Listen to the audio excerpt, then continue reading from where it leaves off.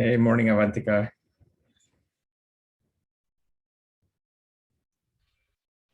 Ami. Good morning.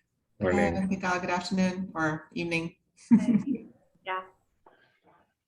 I will be in your time zone soon, Avantika. Yay. It's actually such a shame because we're doing so well in India as far as, the number of active cases. So I just wish that you had a hassle-free time at this point. You really deserved it, but unfortunately. Yeah. No, it's okay. I mean, it's going to be extra swabbing all along the way, right? Yes. But my sister and my niece are also coming in from Singapore around the same time, the end of the month for the holidays. They'd be landing here on the 19th. So they have the same thing. But it's fun. Good times. At least I'm grateful we're getting to see people from, across the border now. Yeah, definitely. So we had a chance to, last night, Ami and I got together for the first time. She was in Toronto for a little bit of time. So it was really fun to meet up yesterday. We went out for dinner and we caught up on many things. It was so good. Really, really nice. Yeah. Christina, Yeah, how are you? It was just great to meet up in person, just energy. It was amazing. Hello, everyone. Hey, Christina. Yeah, we having a little bit winter Oh, finally. wow. Beautiful. Yeah, We What's more have than all that? set for a white Christmas now. yeah. I am afraid it won't last, but at least a little bit. In Vienna, is not that usual any longer that we have snow, so it's just like in the mountains, yes, but not in Vienna itself. So today morning was a little bit enjoying of all whites. Yeah. Hey, Stacy, how are you? Good morning. I'm not quite ready yet, but yes, That's okay. I'm good. I'm tiptoeing around. Okay, no problem. I realized the elf needs to move, so I'm taking care of that. I'll be right back. No problem. So we can get, oh, Paul's here.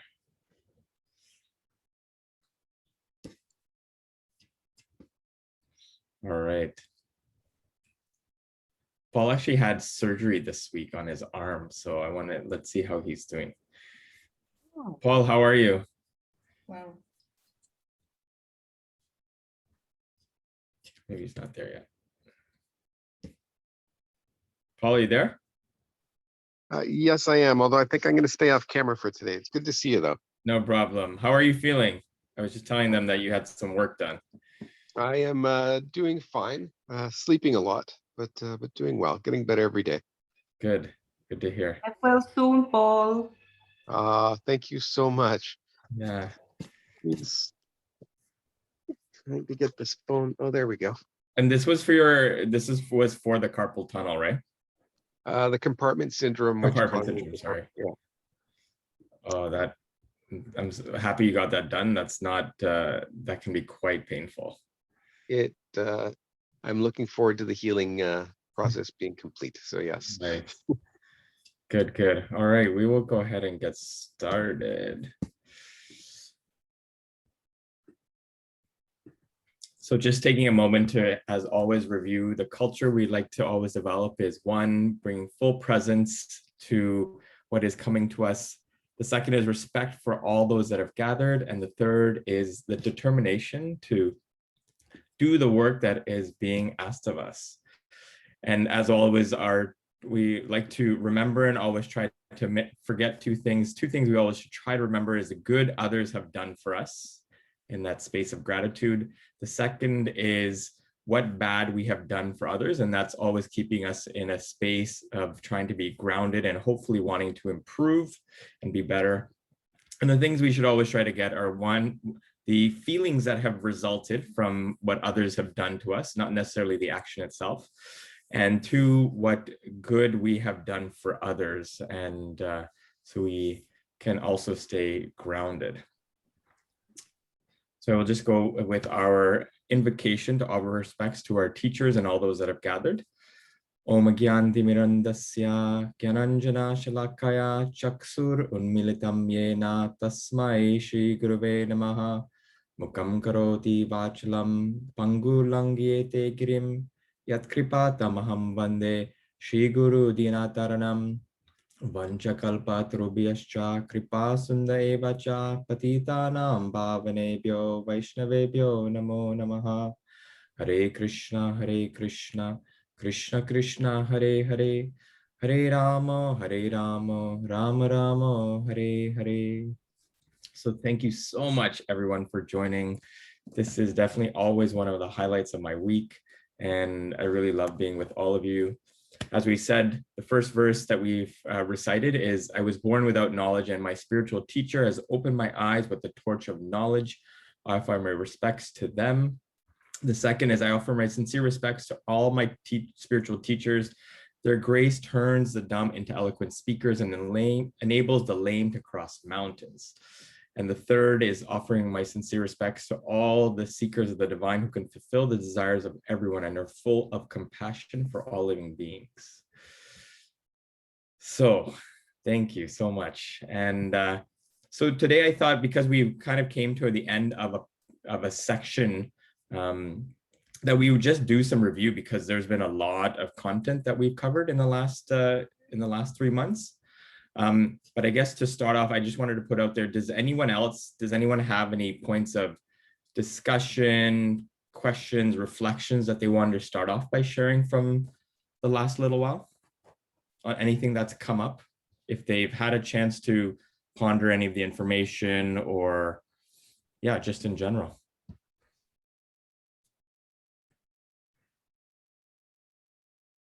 So Ricken, I love how this is put together with the stories and just the whole journey, right? And the idea of letting go of the fruits and that we talked about. I mean, it just, and then I went on just a little bit to what's next, and I am blown away, just blown away. So I just want to thank you for introducing me to this book, because I think the way that it explains it is just really profound and very, just very, very digestible, right? Yeah. And that's incredibly valuable. I actually just gave the book to a friend of mine for her birthday last week. That's Yes. awesome. Nice. Yes.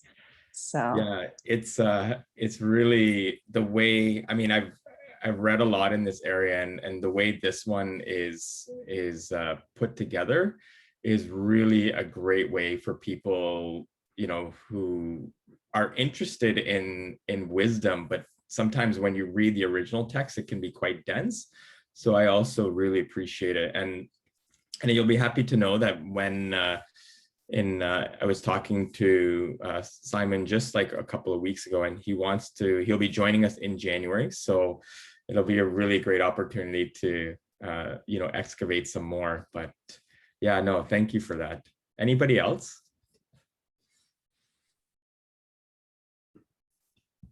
All right. So what I'll do is that we can basically just go back to the beginning, and we're just going to kind of touch upon some concepts that we hit on in the last little while, because I think it's really nice to be able to kind of just zoom out and look at some big picture things. So if you remember, the whole point of this book is not information, but transformation. So there's really a big emphasis on trying to apply what we're learning rather than just trying to mentally, you know, understand it. I mean, intellectually is an important understanding, but to really, you know, in a sense, deep dive and try to make it part of yourself. And so we discussed that one of the most important qualities that's required to understand the information in this book is to come in with the student mindset. And we talked about really, you know, at the beginning, what were the qualifications of a student? The Bhagavad Gita is very clear in this, and it states it in the 4th chapter and the 34th verse. And these are the two aspects, is that earnest inquiry, so asking questions for the purpose of learning. So there has to be a certain mindset and mood that we approach the book. And the second is having an orientation of service. So being in that spirit of service is really, really important. So we should not just, we always should have questions, and it's a very normal aspect of the journey to learn, but we should come in with the understanding that we're here to learn and not to, I guess in one sense, some people come in, you can tell when people's mindsets when they ask questions, if it's in a, challenging way or condescending way, but really with that genuine desire to learn. And kind of speaking to that is the setting of the Mahabharata is on this battlefield, and this battlefield was a metaphor. It's literally on a battlefield, but our lives can sometimes also be seen as a battlefield as well, right? We have opposing forces, and we're sometimes, as Arjuna, he asks Krishna to take him to the center of the battlefield so he can see both sides. And really that's, an ideal place to be is if we can be in that, in the middle, being neutral and objective, to be able to make major decisions in our life. And then if you remember, we talked about this white belt mindset, and this quality of humility is really, really important. And that's why I have that, exercise for us to just reflect on every week at the beginning. It's just a simple way to kind of stay in that space of humility, but that this quality is so important, and really the more we can imbibe it ourselves, I really feel that everything we're trying to do in our life will be further empowered. The next point that we talked about is remembering that this element of everyone just talks about gratitude is because this is actually a quote from Radhanan Swami: gratitude creates fertile soil for the seed of humility to grow, right? So it's usually in that space of trying to see things, the cup half full, or the opportunity in even sometimes both good and difficult situations, where we can really shift our mindset. And the reason why that's so important is because it's, and we'll get to it in a little bit later, is that trying to move out of the space of me, myself, and I is really, really an important place and concept for us to be able to develop humility. If we remember that, I thought this understanding of why do we have knowledge and why does it help us, right? The points that Simon had mentioned in his book, where it helps us digest events, it helps us develop inner peacefulness, control of our mind, and it gives us a larger picture on how to look at the world. And I think that's really important too, because again, we're going to run into so many different people, ideas, concepts, and the knowledge, as they say, knowledge is power. But again, we want to be able to use that power. The more we're working on ourselves, the more the knowledge can be used for greater good.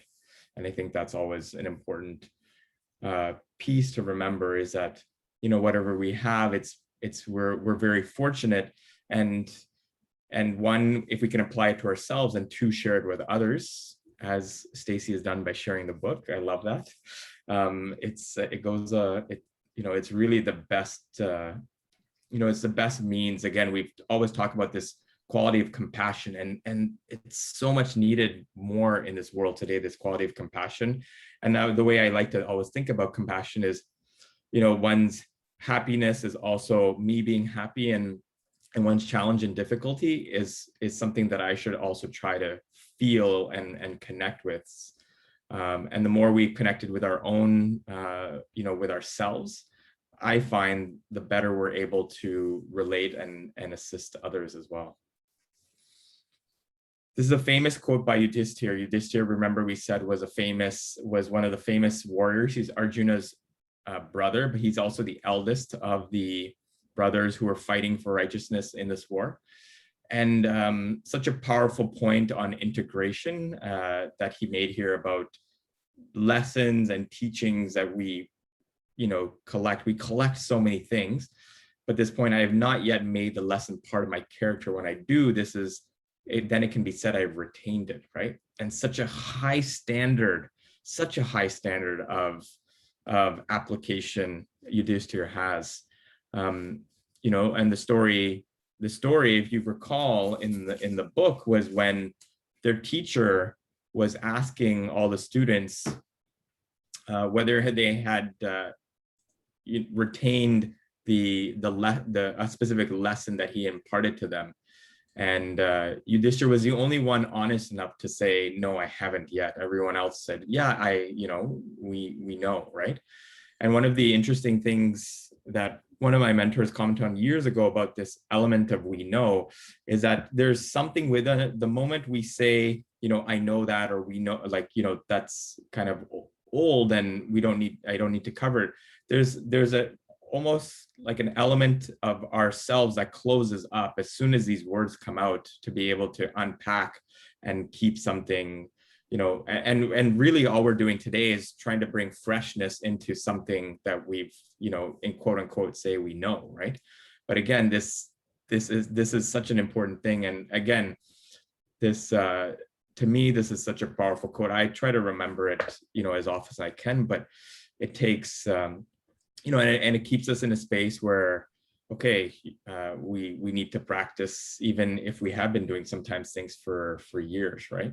But that, to me, this really speaks to developing, whether it be one's craft or, character traits that we're trying to develop. He says it has become part of our character, right? So that, to me, is this was a really powerful point. Does anyone have any thoughts or comments so far on the slides that we reviewed? First of all, thank you for putting this together. It's very useful to do this together. I just have a request. If you could, share a PDF of the slides Sure. in the group, that would be just so, because it's really nice to see it all together. Thanks.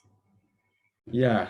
And it's, right now what I'm trying to go for is really just connecting, like going for flow and trying to pick out the, the big themes. Anyone else have anything that how something has landed or something that they've been thinking about in relation to the information? So Rick, and I just have a comment. One of the things I read, I think it was David Asprey, that says, like, if you want to learn something quickly, the first thing you need to do is to forget what you know about the topic, right? Forget everything that you know about the topic, and which is hard to do. But I do find it as practical advice for how to actually adopt that white belt mentality, right? Because if you go in with that mindset of really consciously trying to forget, it does open up space to then learn something new, I think, more quickly, put it that way. Yeah. I've been reviewing, if I don't know if anyone's seen, I was just reminded of this point from Jim Quick this past week about learning something new, you connect it to something you already know, right? And because I do think that, we live on, like, especially as adult learners, when you've gone through a little bit of life and you've learned a variety of things, that we connect with things based on things that have already been, we've had exposed to. But I think the element of trying to, this element of forgetting, it goes back to, like, to me, when I think about it, it goes back to this element of, forgetting that we've necessarily, like, mastered something, or there's nothing left to learn. So I think, just trying to integrate those 2 points is that it will help us connect things to previous experiences and teachings. But I think, as you were saying, that just that willingness to be open is really important. And I was just trying to, connect these 2 principles you're talking, that's forgetting, but also this element of connecting to what we, to what we may already know. Mhm. Um, I think there's more than one step, right? Because Yeah. forgetting is kind of the first step, and then you would connect it, and then but when you connect it, you don't always connect it to what you already know about that specific topic. Even you might connect it like what Simon does to a different analogy, mhm. right? Yeah, no, that's a good point. That's a great point. Anybody else? Paul, Ami, Christina? I have a question more so. Sure. In one of the earlier sessions, we were talking about this impulse to retreat from life, right? And then we kind of talked about two things. We talked about a little bit about the freeze and the flight kind of effect. There's a freeze, flight, and fight, I guess, the third one. So do you see it as three, or do you see it as really two? And what do you think are the subtle nuances of it? Because we really talked about, the real growth like really happens when you sit in the fire, you deal with it, right? But there's also like, I think there's three facets. There's actually freeze, flight, and fight. So I don't know if you distinguish it separately or you think of it the same, because one has a bit of an aggression to it with the fight. The flight is escapism as well. So I was just wondering what your thoughts were on that. When you're talking about just in terms of facing different challenges, Yeah, yeah. I would say that in any challenge, one of the most difficult things is a sense of trying to a sense of acceptance, like that. A lot of the fight comes from us trying to, we're always trying to go against what's coming to us. And I think it was, it was a point that you and I had brought up yesterday, is that, when something is brought into our life and we have like, it rubs us the wrong way. But sometimes there's a certain, like, I think the acceptance comes over time, but the real sometimes kind of like the wisdom or the flower doesn't bloom after like quite a bit of time has elapsed, right? And so in terms of the freeze, fight, flight, I definitely differentiate them. But I think all of them, it's basically like a progression. I see it as a progression. Does anyone else have any thoughts or comments on that? What do you like? Like, how do you see them? Do you see them in a particular way? When I think of it about in relation to the story, I can see the Arjun freezing. I can see him, wanting to leave the battlefield as well, which is that flight thing. Him disarming himself and throwing down his weapons, that freeze state. But then when it comes to gets back up at the end. That kind of went ahead a little bit, but he's getting back up to fight, right? It's not the same type of fight that he would have been in before, right? So something is differently changed. So the fight is there, but it's different. It's not the same aggression type of a fight.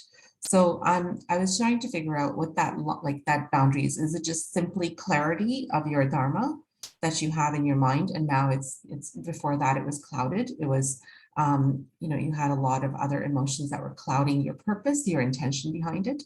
And now that it's clear, the intention is very clear, you are on the side of dharma, it is okay to now go ahead. And so I'm trying to figure out what that line is, what that trend, when that actually occurs, because our battlefields are more subtler than the real, in the midst of a battlefield, right? And so I'm just trying to figure out what that is for different people. Is there an emotion that's attached to it? Is there an assurance that goes with it? Like, what happens?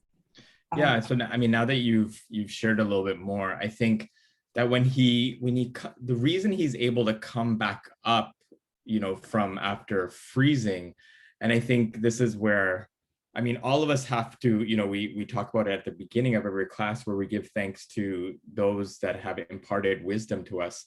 But that difference is that he comes back up with a deeper understanding of himself and everything around him, but that's imparted to him from, by a teacher.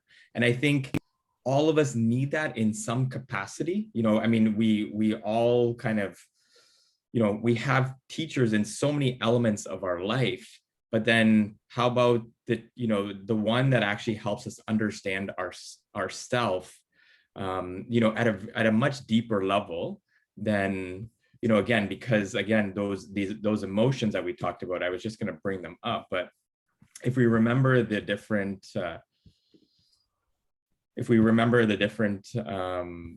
emotions that Arjuna feels, he basically has this, he has this panic attack, right?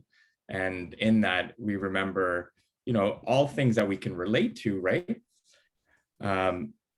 Weakness, burning skin, goosebumps, like everything, his mouth is drying up. We've all felt that, heart beating really strong. We can, palpitations where we can feel it. And it's, the mind is reeling at that time. And we've all felt that at some point where it's so hard to just bring your body under control. And many may try on their own effort, but one of to me, like the most important lessons of the Gita is that all of us at some point in our life is going to need the help of another, right? And that point of being really open and receptive at that time to be able to, as basically what Krishna does is that Arjuna is kind of bound by, like, ahankar is referring to like ropes or knots, and he cuts those ropes or knots, right? So again, that element of him being able to move from like freeze and fight, comes from the external wisdom that's imparted to him from Krishna. We'll go with Stacy, and then, sorry, we'll go with Avantika. I know Avantika had her hand up, and then Stacy. First of all, thank you so much, Ami. What a lovely question. So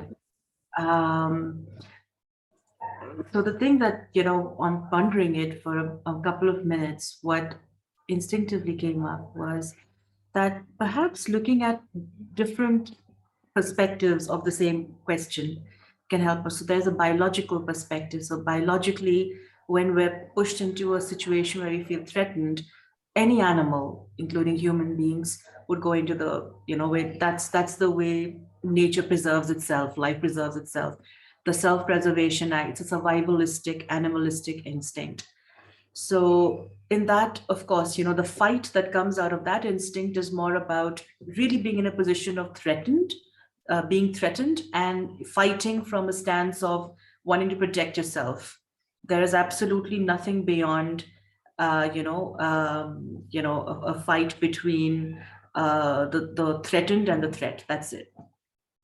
When we take a look at it from the perspective, the hero's journey model, every time there is, the hero starts off the journey with a call. There's a call, a knock on the door, some sort of an awakening, some sort of a, thing which, and again, we see it sometimes comes disguised as a dark night of the soul. A hero's journey typically begins, honestly, almost always with a dark night of the soul. And the dark night of the soul, the three characteristics of it, one of them is that it is something that is so that you're really, you're not in your comfort zone at all in any thing. So obviously all your biological threatened states come up. And the second state of this is that usually the hero, refuses to answer the call because of all of those emotions that Arjuna also went through. And all of us can identify with that whenever we are called to expand beyond our known world, our known state of being, we, everything that we've known before, and this comes to forgetting as well, we just feel so limited in the information, skills, strategies that we have in our arsenal. And that's really what the dark night of the soul does, is it completely opens us up, cracks us up, banishes our, our egotistic beliefs that we know everything, and we, because we had a few feathers in our caps previously, everything's going to be okay, or that, might is right, or that, we are we can dominate ourselves. So the fight, fright, and freeze thing, when you see from the perspective of the biological perspective, from the hero's journey perspective, there's always an instance of retreat. They're saying even the dark night of the soul, some of the pain that we go through is because we are adjusting between what we thought we knew, which was completely a fallacy, and what we are being invited to become and learn in our expanded stage. So the fight that comes when we have expanded is not the fight of someone who's threatened against a threat, but it is the fight of someone who has learned how to stand the righteous ground, which is a different kind of fight. Thanks, Avantika. Yeah, thank you, Avantika, for sharing. Awesome. It's nice to be able to, look at it from that different perspective, and the hardest part about being in that the kind of that fight or flight mode is to invite that opportunity that you're talking about, right? Of what we're asking to, one sense shed, and the new element of us that's we're asking to become, right? Have you noticed that the biggest fight one is having in that situation is with oneself? Mm-hmm. Biggest fight that is going on at that time is truly with yourself.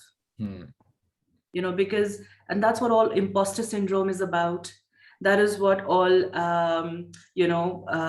this thing's about. I can so relate, because right now what's happening in the last, few months is that I've been really pushed out of my comfort level. And it's the person that I've had to, take on. For me, the battlefield is really literally Avantika versus Avantika, the old Avantika versus who Avantika is trying to become. And so that, I hope that you understand that fight is, that victory is really the strive.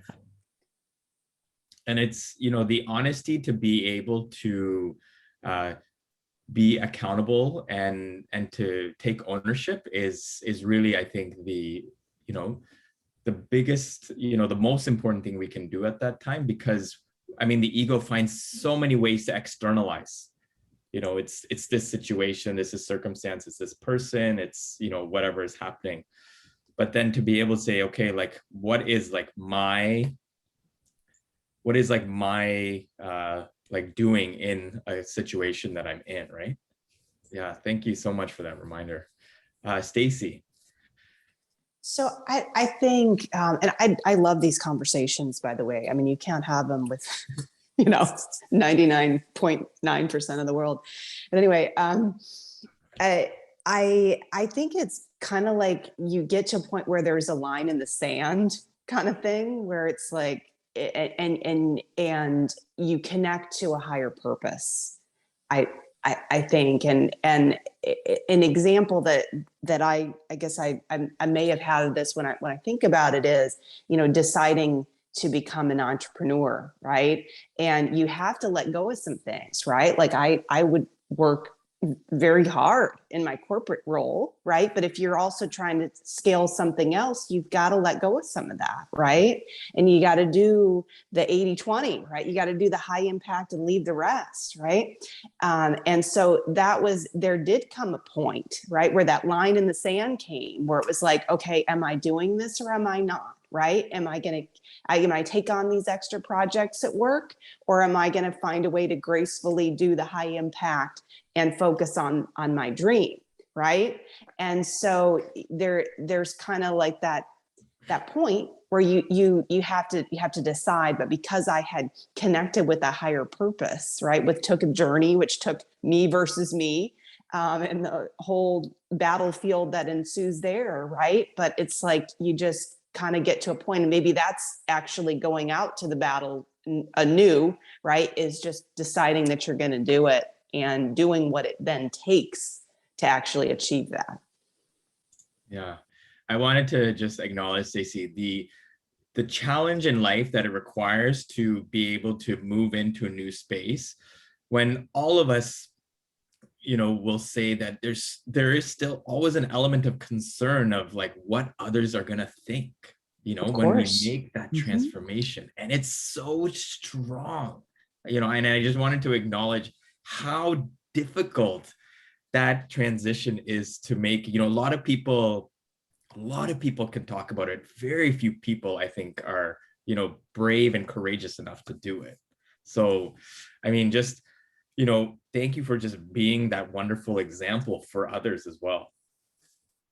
I appreciate that. And I actually, my dad was the big one that I struggled with, right? I mean, he's always been so supportive, but he never would, he never thought any of this was a career, right? In all my life, right? And so I actually didn't even tell him that I left my corporate role until about 3 weeks after I left, right? And at that point in time, he had kind of seen it was working. And he's like, well, okay, you can make this work, but that's what I knew that I had to do, right? Because otherwise, if I would actually say it beforehand, I may have retreated back, right? But because of that connecting with the higher person, like, I know this is the right thing, right? I'm just gonna, I'm just gonna do it and ask for forgiveness later, kind of thing, right? Well, it just also speaks to when we have like a calling, we have to really, there's that element of fortifying and protecting against like everyone, even those that are sometimes closest in our life, because we need a certain environment of, support and positivity to be able to, make the leap. And I also, I remember by a mentor, because my dad hasn't always approved my decisions in life as well. And I remember one time he said, he's like, just don't tell him, right? And I thought, wow, that's right. Really like, it was profound advice when I was 22, 23, right? And Yes. It made such a difference in our relationship, such a difference, because I was like evolving, but again, it's like you bring them in later on when, you feel more secure in your evolution in that process, because it's really hard sometimes to, to always bear the storm, right? Yes. So I really appreciate that. Thank you. Anybody, I just wanted to acknowledge Doral's like joining us after ages. Thank you so much for joining us, Doral. And Enver is also here. Thank you. So we've just been going back and discussing some old, some concepts that we're refreshing our memory on. I'm just going to go back to a few more slides. But if everyone remembers, these are the 6 things that, elements of the ego that really kind of get in our way. And we've talked about some of these. Sometimes we get angry. Sometimes we get a little bit greedy. Sometimes we think we know too much and we get arrogant. We're attached to things. It's really hard to let go of certain things. Sometimes there's a sense of, if I don't have it, someone else shouldn't have it, right? And then we there's lust, right? Lust is not just in a sexual way. It's also pertaining to everything. It's that sense of desire for things that we don't have, right? And that we're hankering for things. So just being, the purpose that this slide is there is that it reminds us of, to be able to, evolve, to fulfill our purpose, there has to be a certain control of our mind and our senses. And we've talked about it in the past that what we look at, what we listen to, all the, anywhere we have like a hole in our body, that's like think of it as like a gateway into our consciousness, right? And we really have to, to keep these emotions at bay, we always have to be thinking about what are we exposing ourselves to, what we see, what we hear, what we even, what we touch. The senses are really, it's the way we engage with the world. But having those, again, that analogy they use in the Bhagavad Gita is one of a turtle, right? The turtle's head's out, but the turtle also has the ability to retract, right? Pull in, and with control those senses, because it's really these 6, as it's called,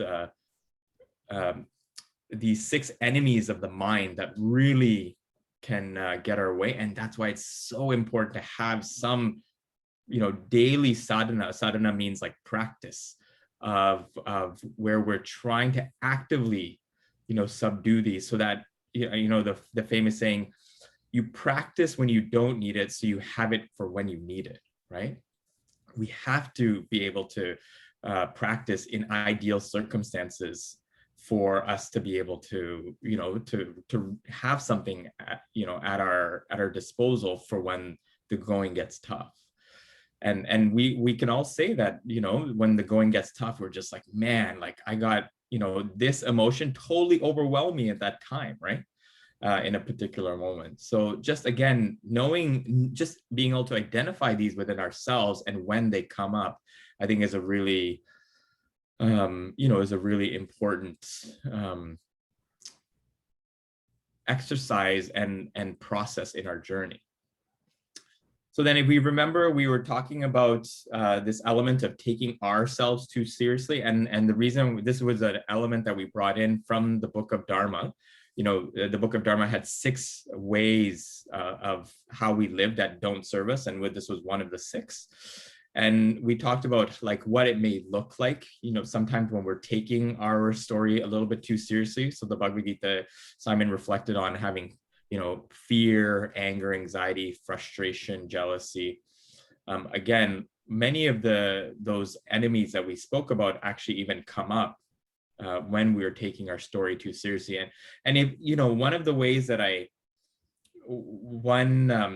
we don't have to look far to see this in the world. You just open up like any type of news, and the news basically thrives on creating stories based on these things. And really, again, there's this, sensationalism is, I see it as this, as this point here where like this story is being taken very seriously.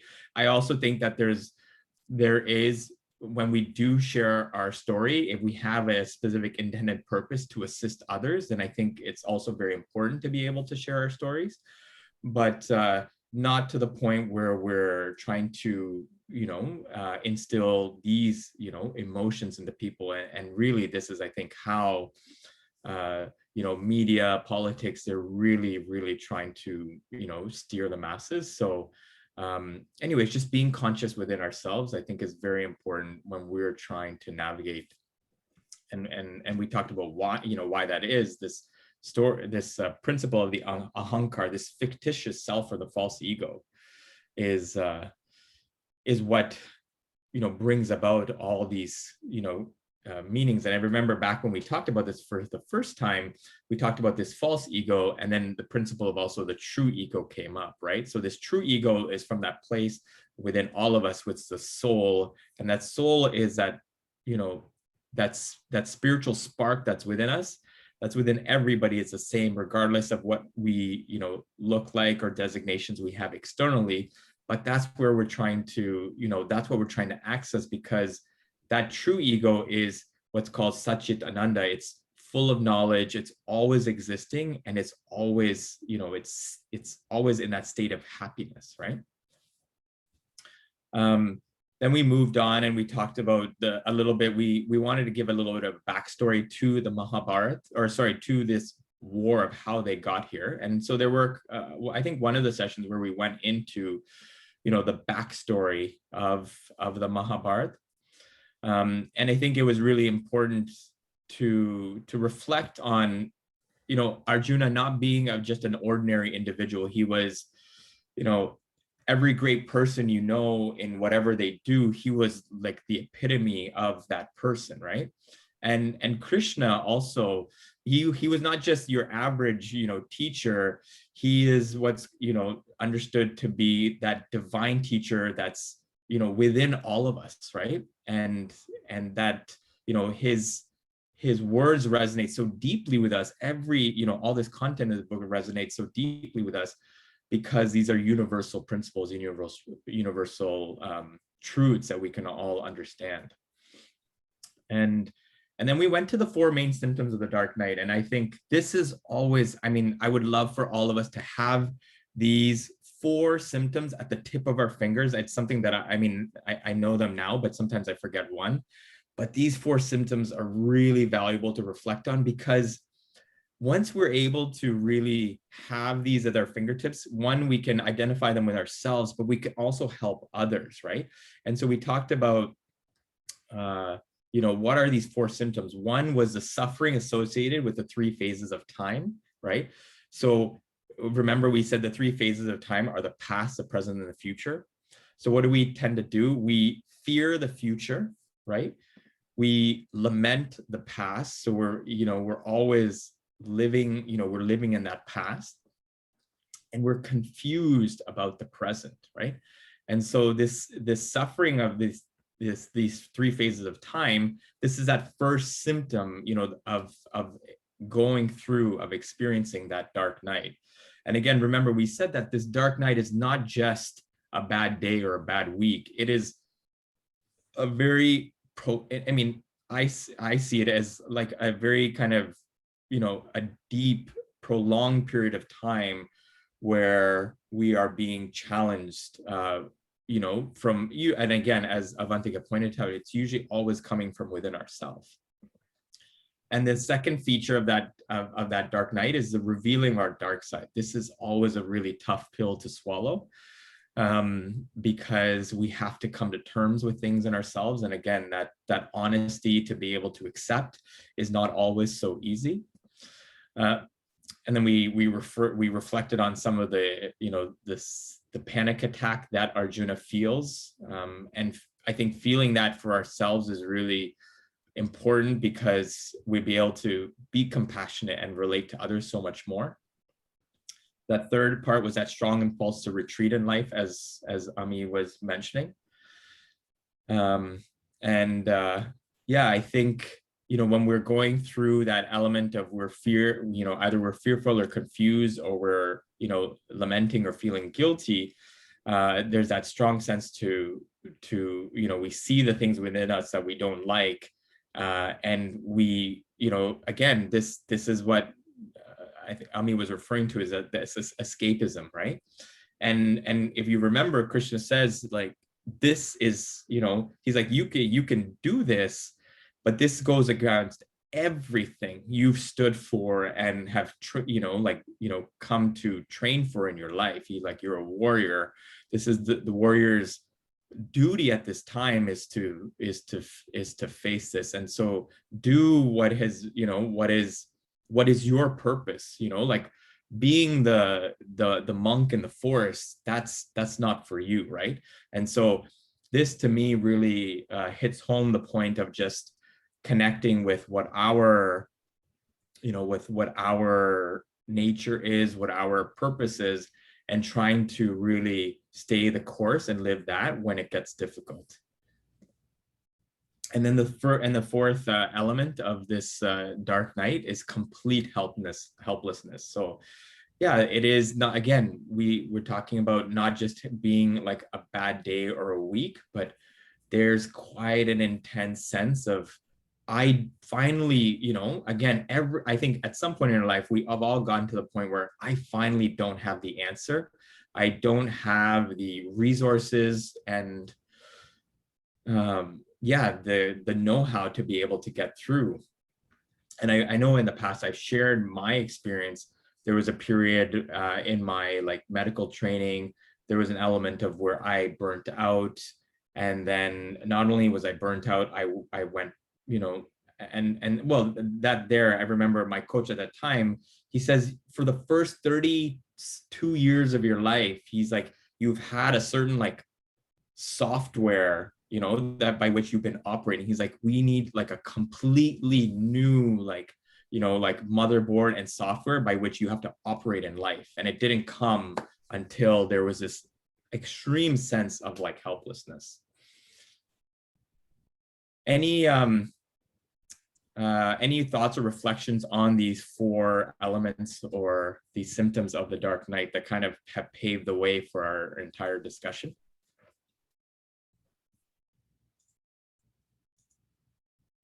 Okay, so then we moved on and we talked about how Dhritarashtra. So if we remember, Dhritarashtra is he's the emperor, right? And the emperor, his basically his 100 sons are fighting these 5 brothers, and these 5 brothers, Yudhishthira, he was the heir to the throne, but it was wrongly, it was wrongly taken. But we talked about how his not only did he have external blindness, but he was internally, his internal blindness is what his blindness led to ignorance, right? And he was so blocked by, this concept we introduced as avidya, or ignorance, right? And this in an easily understood way, it's our inability to see things as they are. And being able to see things as they are, like if we have to really stop to zoom out, it takes, for myself, it takes our own personal reflection. It requires, feedback from those that are encouraging and supporting to us, because we can't necessarily see the blind spots. And then I think it also takes a certain level of, reflecting on higher wisdom to be able to say, okay, what is the ideal that I should be striving for, right? And it's this avidya that causes what we mentioned, these clouds of confusion within our self. And then if you remember, we talked about, if you talked about like this famous story, if everyone remembers, and I have to, if you remember, it was this prince, and this story is so powerful that I have to read kind of the meaning of this story as a reminder. But remember, this prince, he was on his horse, and he was in the forest, and he thought he was going hunting, and he thought he had shot a tiger, but he accidentally, he was aiming and he pierced a deer.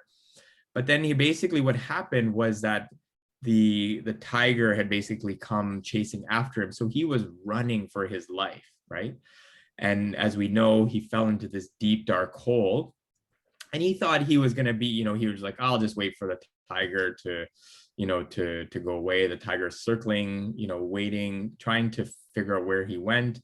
And then it talks about these 2 mice that are slowly wearing away at he's trying to pull himself up, right? And these 2 mice are wearing away at the branches that he's holding on to. And below him, if you remember, are a pit of snakes, right? And then basically, but despite all that, there's this honey that's falling, dripping down, and despite being in this predicament, he's kind of like trying to, drink this honey. And at the end, this is a rishi, or a teacher. He's sharing the story in assembly, and then someone asked, like, the pilgrims are all looking at each other, like, what does the story mean? And then this is the reply, and I'm just going to read it straight because it's such a profound thing to reflect on. We are each the prince, he said. You and I have a kingdom, the territory of life. Like a prince or a princess, we are of royal descent. We have the potential for greatness. We have the potential for greatness, but we have not yet taken guardianship of our kingdom because we have not yet mastered our perceptual world, the kingdom of our life. The prince goes out hunting in the jungle where he injures and kills defenseless animals for sport. Similarly, our world spins on exploitation. With great ease, we're ready to inflict pain on others, or at least remain oblivious to the suffering of others in the pursuit of our own trivial ends. The prince enters the jungle as a hunter, but he ends up being the hunted. The tiger symbolizes death. Throughout our life, we're most oblivious to death, but every so often we hear its loud roar. Maybe a friend or family becomes ill or dies. Maybe we have narrow brush with death. The prince falls into an abandoned well. This is the small human story that imprisons us, causing us to suffer in this world. The prince manages to catch hold of 2 overhanging branches. These represent the good and the bad in our life that we cling to. What do the 2 rats symbolize? The white rat represents daytime and the black rat night.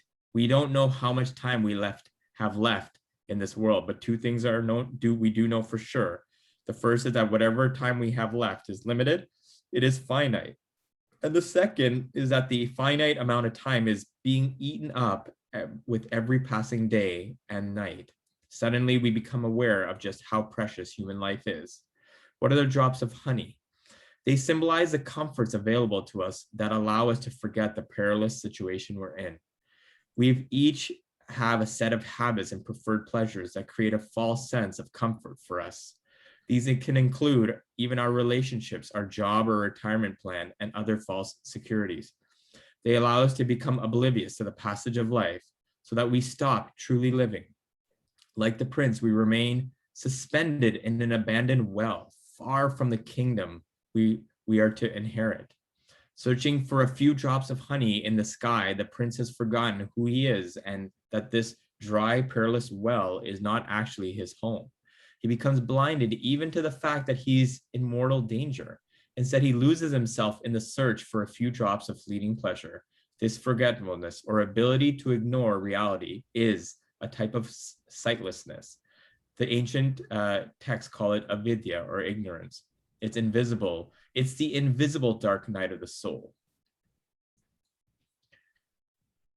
So that was the kind of the explanation on the story. And I like to read it really more so for the reminder to myself, but again, just meditating on that story, the different elements of that story and what they represent is, I think, to some extent we can connect to one element of that story in our life and where we're at. And I think it's helpful because it just brings us back to being vigilant and mindful of where we're at, where we want to go, and potentially sometimes what's holding us back.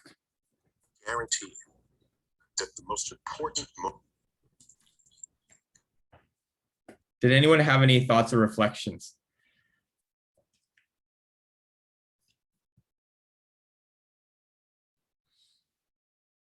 All right, we'll just, so remember we talked about, I think one of the important wisdom principles we talked about is that in a situation of despair and crisis, we have to, go sometimes beyond the things that we know. We have to explore wisdom that's, of a higher quality in nature. And that, if we really, the results, this is really the one of the last verses of the Gita in the 18th chapter, but it talks about the results of applying Krishna's yoga teachings in our life, that good fortune, victory, strength, and abiding to wise conduct all result from this wisdom if we can, if we can genuinely follow it. But like this, we also need, to learn this wisdom also requires some guidance. And we talked about what right guidance is in our life, because a lot of us can help us in certain ways, but that right guidance is really a combination of these three things. I love reflecting on these. Someone who knows you, loves you, and is in the position to help you, right? Sachitaya, Snehasya, and Astraya are the three Sanskrit words to describe who can guide us, right? And I think are just always great principles to remember for ourselves, but then also like great principles for us to remember to assist others, and also identify for ourselves, are we in a position where we can also maybe potentially assist someone else? And if we're not, pointing people in the right direction, because I think all of us want to try to help, but then are we, in that space or capacity to be able to do so on those various fronts? And then we moved into, we talked about like the enemies that we face, and we talked about like the enemies of the mind. And then again, these last four really teachings that we'll end with is where we've basically been for the last little while. We talked about the four main teachings that the Gita imparts to us on how to navigate the dark night, right? And so the four elements were setting out on the journey of the soul, and the kind of expansion on that was that we have to start wherever we're at, just start somewhere, right? And that it's not necessarily a short journey, it's a long one, but that this, the spiritual journey is that unlearning of fear and that acceptance of love. And I really like that quote from Marianne Williamson as a reminder for us. But we're trying to, one, access the love that's within us. And then, again, that courage to be able to, as best, share it with others. So our big theme was to getting on that journey, just say yes. And, the moment we say yes, the universe and those around us, there's a shift. The second principle so we talked about that, the kind of the three, we talked about like the three elements of this setting out on the journey. The first was honoring the dark night as a rite of passage. And so remember that principle of our, delving into our own, story, and that vulnerability creates safety, right? And that's really what I feel has come as a result of this group and our ability to share. If I compare our reflections from, going back to January to now, we've come to so much more of a deeper, safe space, because everyone has, been willing to share a little bit about themselves. And that really, if we can do this for others, it will give permission for others to do the same. The second element we talked about as of trusting our inner guide, right? So that, this Gita, it talks about, and we talked about this inner guide being that universal teacher. That is the Gita refers to, we have our own individual jiva or soul, and then we have the Paramatma or the super soul. And that super soul is that universal teacher, that's that spiritual wisdom that's inherent in all of us, but we have to try to access and listen to. And that requires requires the wisdom text. It requires, surrounding ourselves with other people who are going to remind us of this. And it involves having mentors and guides.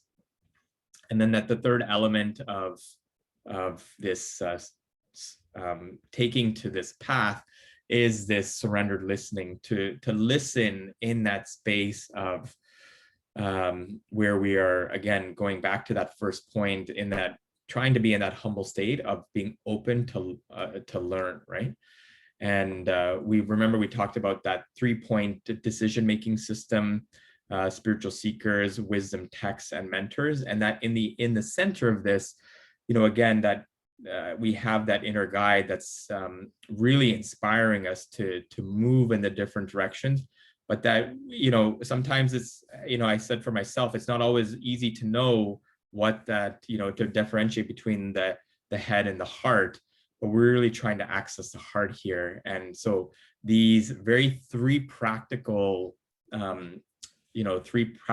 elements in our life, mentors, wisdom texts, and fellow seekers, can help us, gain clarity on what that voice is. And really, this is what we're doing when we're in that position of guiding someone else, being a coach to others, is we're really trying to help people access their own inner guide, which always then, requires us to work on ourselves. And the more we're doing, the more we're developing ourselves, the more we're able to also share with others. And then we talked about how one's environment, if you remember, how one's environment can really be an opportunity to change how we see things, right? And so we talked about this opportunity and adversity that Avantika was mentioning at the beginning. And I always like to quote Shakespeare here: "Sweet are the uses of adversity, which are like the toad, ugly and venomous, whereas yet a precious jewel in his head," right? So it's trying to excavate the jewel in a potentially, difficult situation, or, seeing beyond the externals. And then we talked about, and this is all, sorry, I forgot to mention that we are the second element of the teachings. These are all kind of within that. Let every step be its own reward. That was the second teaching, or the main, the second symptom or teaching to approach the dark night. And we talked about the elements of that being then surrendering the need to control. That was really, really profound. And I'm trying to see. Oh, right. Yeah. And this was a really, really powerful point where the Gita talks about that the mind and the senses, they can kind of, they waver, and the Gita talks about really that element of happiness and stress. It's like the winter and summer seasons, and these arise from our senses, and this is something we have to learn to tolerate. And this element of tolerance, I know tolerance isn't always seen as a quality that necessarily, because I think usually tolerance is spun in a way where, tolerance potentially could lead to insensitivity and potentially accepting situations of where we're being harmed or abused. But again, tolerance refers to our internal world and those those senses that kind of drag us in so many ways, that we have to try to anchor ourselves and tolerate in those situations. That's a really important instruction as we kind of navigate this, letting our own action be its own reward.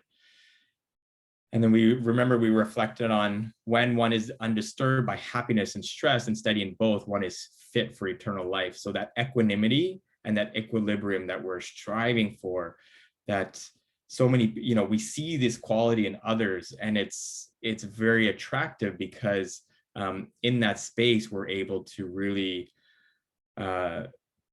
be courageous in the most difficult situations. If we remember that this requires patience, and that patience is that virtue. And we really wanted to talk about our, one of our reflection questions was going back to the practices and habits that cultivate this virtue of patience. For myself, it's having such, a very regulated and regimented meditation practice daily, that, that element of just sitting and taking time out for something that may seem very rote and monotonous is helping kind of layer and build this specific quality that I think, all of us, have in some capacity. But that's so important, of having specific practices or habits where we're trying to cultivate this virtue.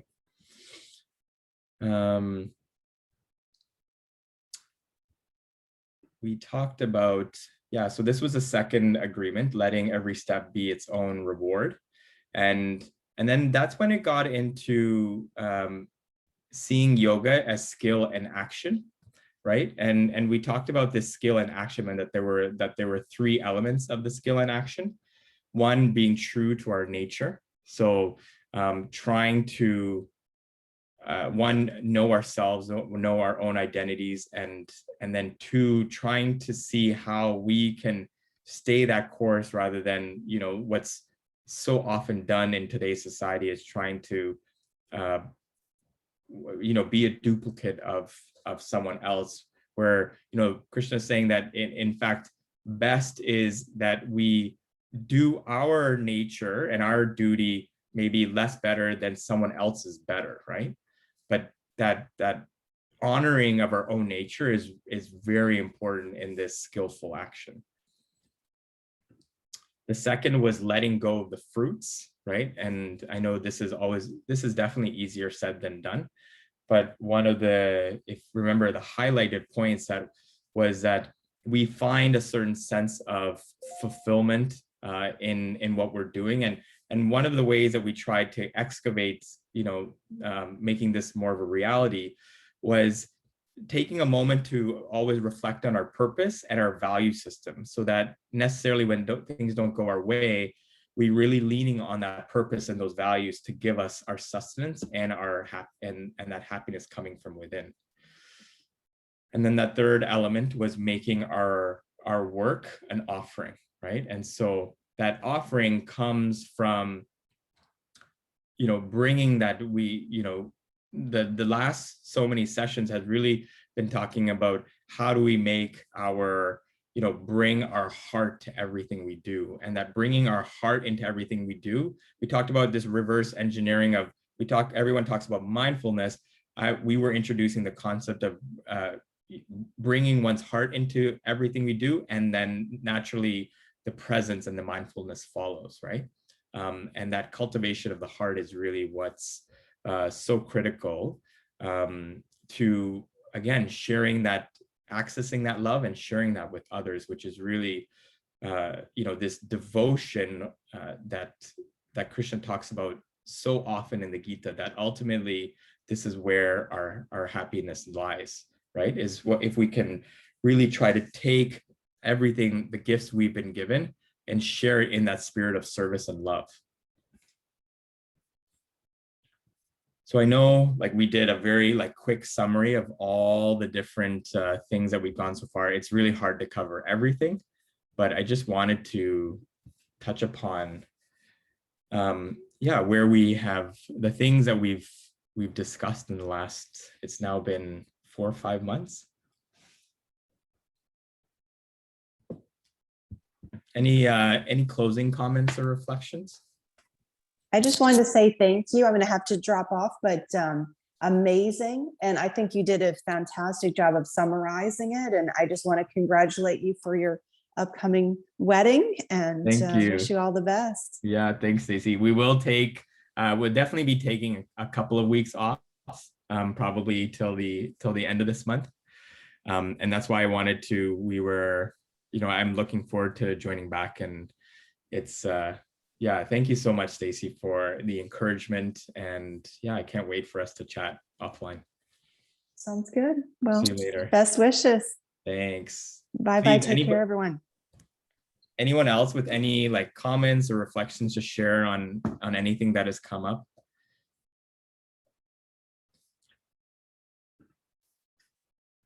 Silence.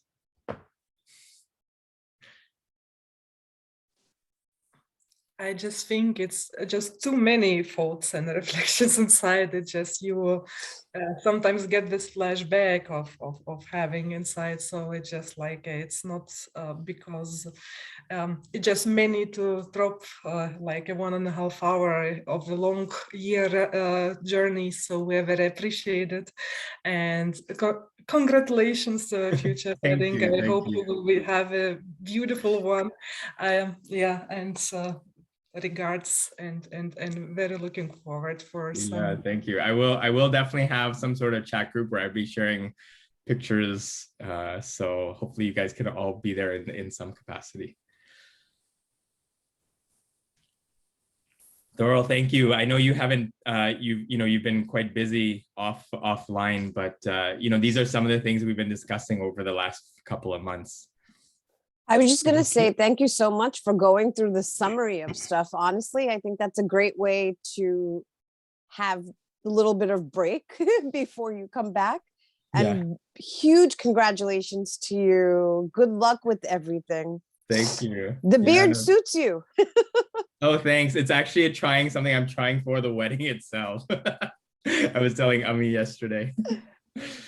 So no, thank you so much. And it's really, we look forward to being with everyone later, probably in January. And it's going to be an adventure. Even getting there will be an adventure. There will definitely be some challenges along the way, but the kind of trying to, keep an open mind and take it as, I'm really just trying to kind of, take it day by day. And so I think, trying to, if I'm thinking about it too much, there will be a lot that comes up. So just trying to take one step at a time and not let the mass media overwhelm, because it is, it can be in a state where it's, so many people are calling me. They're like, are you sure you're going to make it? I'm like, you know what? I'm going to try my best. Yeah, that's all you could do, right? Is this the first time you're flying since all of this has been going on? No, we went to the US. We had a retreat in the US a few, like at the beginning of the month of November. So I've been to the US, but nowhere international. So You could do it. Like gonna you do it. said, one step at a time, right? Don't think Yeah. about the final journey. yeah. Think of it in terms of getting there, not Yeah, it'll be a really good time for me to take some time out to journal too. So that's something I'm also hoping to bring back in. I have 5 weeks off, and that's the longest I've had off in a long time, probably going back to 2015 before I started working. It's So going to be incredible. I can't wait to hear all the stories when you come back. yeah, no, I mean, it's hopefully you guys will get, some And a little uh, bit in between, not too much. stories but- along the way. Avantika will be, I'm so happy there's Avantika will be there to be a witness to the festivities for part of I'll it. take some And- pics and some videos and give you some updates. Hopefully, I mean, I really hope for Palak's sake that Rikin isn't going to be doing journaling and chronicling of his wedding. Please focus on the event and the experience, yeah, and leave to others to chronicle it. So Avantika, we count on you, yeah? I'll be your on-site reporter. Awesome. Are you Good. close to where the wedding venue is? Avantika? It's going to be a challenge, honestly, because we have restrictions domestic as well. But I'm just so committed to doing this. For me also, it's been a year of house arrest within Bangalore, not being able to go anywhere. So it'll just be so amazing. What a beautiful end to the year to be with wonderful and even the place where they're getting married is so pretty. It's an eco village, very, very beautiful setting. And yeah, I'm looking forward to it for sure. Great. No, thank you. Please, everyone, send me like best wishes, Best wishes. blessings, prayers. I need all of it for the most positive and auspicious occasion to unfold, and that everyone is safe and healthy. Rick, and you should set up a live stream. We're gonna try. We don't know if the plan is to maybe try the wedding itself. We just don't know if the logistics are going to allow us for the setting, like where we are. But that is the hope. Nice. Well, enjoy it above all. Thank you. We're with you And in spirit, and lots of blessings and wishes for you. yeah, thank you. Thank you so much. All right, on that note, we will end, and we will all be in touch soon. Hey, bye everyone. Okay, see you Have a guys. safe trip.